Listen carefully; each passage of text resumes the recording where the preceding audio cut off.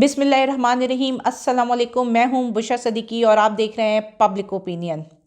बात यही है बुनियादी, लोगों को हो आज़ादी, गासिब की हो बर्बादी, हक कहते हैं हक आगा।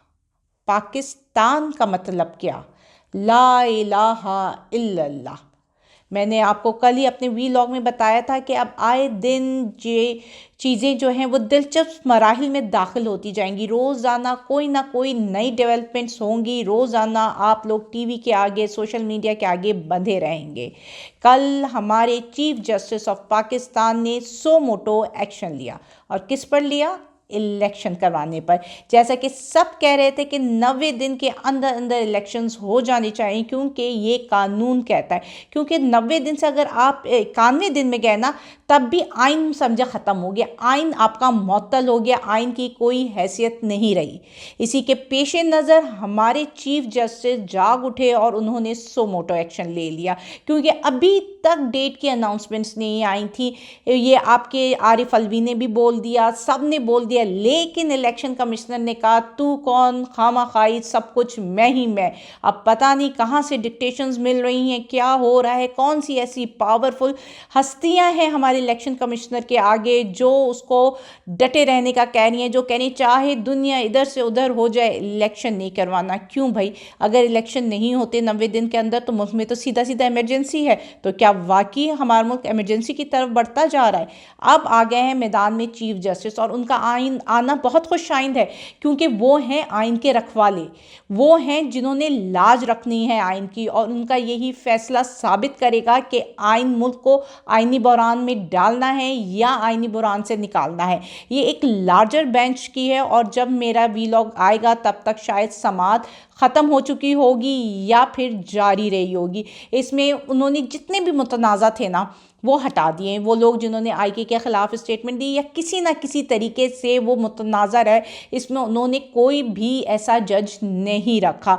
ये 9 रुकनी बेंच होगा, ये लार्जर बेंच है और जो इसकी समाअत करेगा। अब देखते हैं इसका रिज़ल्ट क्या निकलता है। इस पर ऑब्जेक्शंस उठाने के बजाय या इसके ख़िलाफ़ बोलने के बजाय हमें इसे खुश दिली से और बड़े दिल से देखना चाहिए। जो PDM की जमातें हैं, जो कल से आए दिन हर थोड़ी देर बाद कोई ना कोई उनका बंदा आता है और प्रेस कॉन्फ्रेंस करता है, 2-4 बातें जो हैं अदलिया के ख़िलाफ़ कर देता है। तो भाई ये वही अदलिया थी ना जिसने आपको हुकूमत में आने दिया। ये वही अदलिया थी, ये वही सुप्रीम कोर्ट था जो रात के 12 बजे खुला और जिसने इमरान खान की छुट्टी करवा दी। ये वही अदलिया, ये वही अता बंदियाल हैं भाई, जिन्होंने रात के 12 बजे खोली थी अदालत। तो अब तो उस दिन तो वो बहुत अच्छे थे, बड़े अच्छे फैसले थे। तो अगर आज वो सो मोटो एक्शन ले रहे हैं, आज वो 2 बजे अदालत लगा रहे हैं, तो फिर इसमें क्या बुराई है? अब उनमें क्या खराबी आ गई है? तो आप लोग ये मत सोचें कि क्या मफादात हमारे ज़ाती हैं। ये मुल्क को आइनी बुहरान से निकालने का वाहिद हल है, क्योंकि वो पासदारी है, उनके पास है कि उनकी जिम्मेदारी है कि वो चेक करें कि मुल्क में आइन मुकम्मल तौर पे नाफिज है कि नहीं। और अगर वो सो मोटो एक्शन नहीं लेते तो सारी की सारी उंगलियां आखिर में उन्हीं की तरफ उठनी थी कि वो जो कि रखवाले हैं आइन के, वो जिनके पास कुंजियां हैं आइन की, जो आइन को समझते हैं, वही खामोश बैठे रहे। तो हमें एक तरफ आगे कदम बढ़ाना चाहिए और इसको देखना चाहिए, क्योंकि मुल्क में जो अफरा तफरी है, क्योंकि हुकूमत को तो कुछ नज़र नहीं आ रहा। हुकूमत को जो है ना सिर्फ इमरान खान इमरान खान इमरान खान नज़र आ रहा है, उसके अलावा कोई पॉलिसी नज़र नहीं आती। कल अगर आप देखें शहबाज शरीफ की भी जो स्पीच हुई, वाह, वो जो हमारे शहबाज शरीफ हैं, जो हमारे मुल्क के वज़ीर आज़म हैं, मुल्क के वज़ीर आज़म जिनकी वजह से हम आए दिन कोई ना कोई चुटकुले सुनते रहते हैं, क्योंकि खाने को तो है नहीं जिससे हमारा खून बनाए। तो हमारे शहबाज शरीफ कहते हैं कि आकर रोज़ाना कोई चुटकुला छोड़ दिया करूँ, हंसकर ही खून बना ले हमारी अवाम। तो वो शहबाज शरीफ कल आए और उन्होंने बहुत बड़ी खुशखबरी अवाम के सामने रखी। उन्होंने लोगों को बताया कि अब महंगाई और बढ़ेगी, तैयार हो जाओ, पेट्रोल डीजल 310 रुपये तक जाएगा, परेशान मत होना, हम यहाँ मौजूद हैं, हम महंगाई करते जाएंगे और आपको ये खुशखबरी रोज़ आए दिन देते जाएंगे। ले पूरी आप प्रेस कॉन्फ्रेंस देख ली, जब प्राइम मिनिस्टर किसी मुल्क का करता है ना, आजकल इंटरनेशनल मीडिया भी इतना अलर्ट हुआ है ना पाकिस्तान को लेकर कि वो एक एक बात फोकस करता है, एक एक न्यूज़ पाकिस्तान की ऑब्जर्व कर रहा होता है। तो उस सिनेरियो में जब हमारे वज़ीर आज़म हमारे शहबाज शरीफ आते हैं तो पहले तो तो वो अपनी काबिलियत बताते हैं कि उनको ये समझ नहीं आता होता कि 8,000 है कि 80,000 है कि डॉलर कितना है, मल्टीप्लाई किससे करना है, डिवाइड किससे करना है। कभी वो इधर देख रहे होते हैं, कभी उधर हो रहा था, कभी इधर से करेक्शंस आ रही होती हैं, कभी उधर से करेक्शंस आ रही होती। पूरी प्रेस कॉन्फ्रेंस कर दी, महंगाई की खुशखबरी दे दी, लेकिन कोई गाइडलाइन, कोई पॉलिसी उन्होंने हमें नहीं दी। कोई तरीका नहीं बताया आवाम को कि जी आज तुम भुगत लो, कल हम लोग ने ये स्टेप्स उठाए, इसकी वजह से बेहतरी की उम्मीद है। हाँ, उन्होंने क्या किया कि वो जिस बात में वो इमरान खान को कहते थे ना कि ये नहीं वो नहीं, क्रिटिसाइज़ करते थे इससे क्या होगा उससे क्या होगा, आज वो ख़ुद इमरान खान के स्टेप्स पे चल रहे हैं। वो कह रहे हैं जी बुज़ुर्ग अपनी तनख्वाहें कम कर दें, छोड़ दें, जो मराहत मिलती है वो छोड़ दें, लेकिन कोई सुनने को तैयार ही नहीं है। बुज़ुर्ग कहते हैं कि हमारी तो सिर्फ 1.5 लाख रुपए तनख्वाह है। वो जो नीचे बैठे हुए हैं, जो नीचे हमारे काम कर रहे हैं, उनकी तो 13-13 लाख रुपए तनख्वाह है, तो आप वहाँ से क्यों नहीं कम करते। वो जो जजेस 10-10 लाख रुपए की पेंशन ले रहे होते हैं, जिनको बिजली मुफ्त है, जिनको आप बैटमैन भी देते हो, सब कुछ देते हो, उनसे क्यों नहीं ले रहे। हम तो 1.5 लाख रुपए वाले हैं। तो यहाँ पे कोई भी कॉम्प्रोमाइज़ करने के लिए, जो हुकूमती तबका है ना, वो कॉम्प्रोमाइज़ करने के लिए नहीं है। इसका मतलब ये हुआ कि जो शहबाज शरीफ ने आकर कहा ना कि जी हम वुज़रा की मराहत कम कर देंगे, ये सिर्फ कहने की हद तक होगा, अमल उसमें कुछ भी नहीं होने वाला।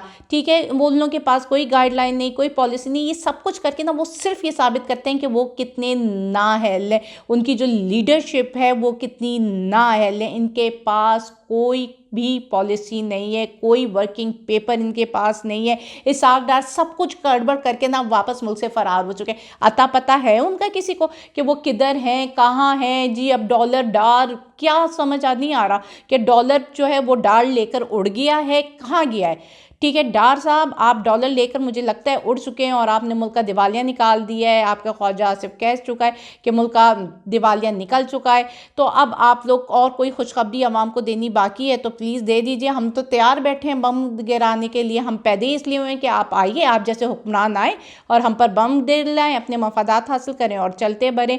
वहाँ पर आप लोग आकर प्रेस कॉन्फ्रेंसेस करें कि सब कुछ फ्लॉप है, इमरान खान के लिए एक बंदा गिरफ्तारी नहीं देगा। आप लोगों की शायद वही मिसकैलकुलेशंस हैं आप लोगों की। वो इमरान खान कहता था ना कि मरियम बीबी जो है ना वो मेरी तरफ से खेलती हैं, तो बिल्कुल सही था, क्योंकि मरियम बीबी हमेशा जो है ना वो खेलती इमरान खान की तरफ से। अब जितनी भी पहले स्पेकुलेशंस हुई, कोई नहीं आएगा, सारे आ गए लोग जी। कल जो लोगों ने देखा, ये लोगों की बात बता रही हूँ, कोई मीडिया ने, कोई लोगों ने जो गवाही दी, वो कहते हैं इतने लोग थे कि इनको खुद समझ नहीं आए। शुरू में जो इन्होंने जो है ना पुलिस को एक काम दिया, जहाँ लोग कम नजर आए ना वहाँ जाकर शोर मचा दो, ऐलान कर दो कि जी आ जाएं जिन जिन ने वैन में बैठना है। ठीक है, लेकिन क्या है, इस उनकी उम्मीद से बढ़कर लोग निकले। लाहौर ने उस जेल भरो तहरीक को कामयाब किया है।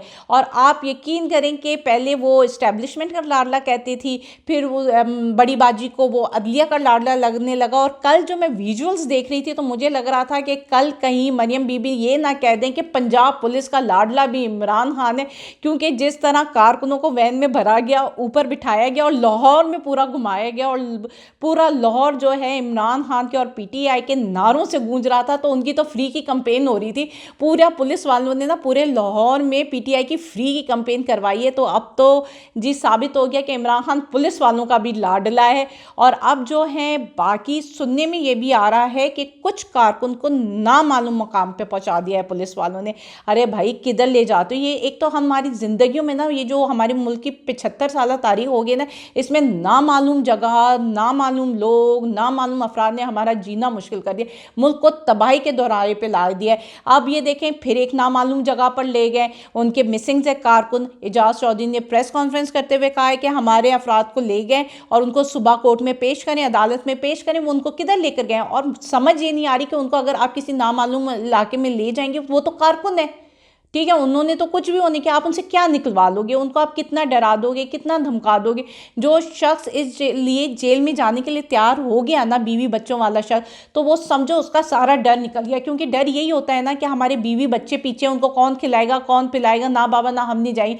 लेकिन एक शख्स आगे बढ़ गया ना, तो फिर आप उसके साथ कुछ भी कर दो वो डरेगा नहीं। तो आपकी जितनी भी पॉलिसीज़ है ना वो अल्टीमेटली जो है ना आपको नीचे ही गिराएंगी। आपकी जो उसे कहते हैं ना, आप जो चाह रहे हैं कि आप आगे बढ़ जाओ, किसी तरह इमरान खान को ख़त्म कर दो, तो इमरान खान आगे बढ़ता ही जाएगा। और इन पॉलिसीज़ की वजह से आप लोग जो इंतकामी सियासत कर रहे हो ना, आप लोग एक्सक्यूज़ मी, बात ये होती है कि एक होता है कि किसी को छोटा करने से आपका कद बड़ा नहीं हो जाता, आपने खुद बड़ा होना है तो कोई काम करो। अब इसमें आए थे, बड़ी बाजी ने कहा था जी तरक्की जाएगी 5वें गियर में और महंगाई जाएगी रिवर्स में। बड़ी बाजी उल्टा बोल गई थी शायद। बड़ी बाजी की गलती नहीं है, बड़ी बाजी ज़रा जल्दी जल्दी में ना जज्बाती हो जाती हैं तो उल्टी बात कर गई थी।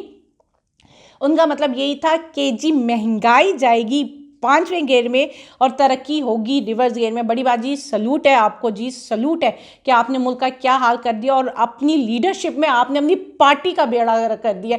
आप हमेशा से इमरान खान की तरफ से ही खेलते हैं और ये साबित हो चुका है। आपको चीफ ऑर्गेनाइज़र बनाकर पता नहीं नवाज शरीफ ने क्या सोच कर बनाया, लेकिन ये बात साबित हो गई है कि आपकी लीडरशिप के अंडर आपकी पार्टी तबाह हो गई है, क्योंकि आप अपनी पार्टी की अच्छाई का नहीं सोचती हो, आप ये दूसरों की पार्टी की सियासी इंतकाम के बारे में ज़्यादा सोचती हो। तो हमें इस मुल्क का सोचना है और चीफ जस्टिस के फैसले को हमें खुश दिली से कबूल करना चाहिए। अल्लाह हाफिज़।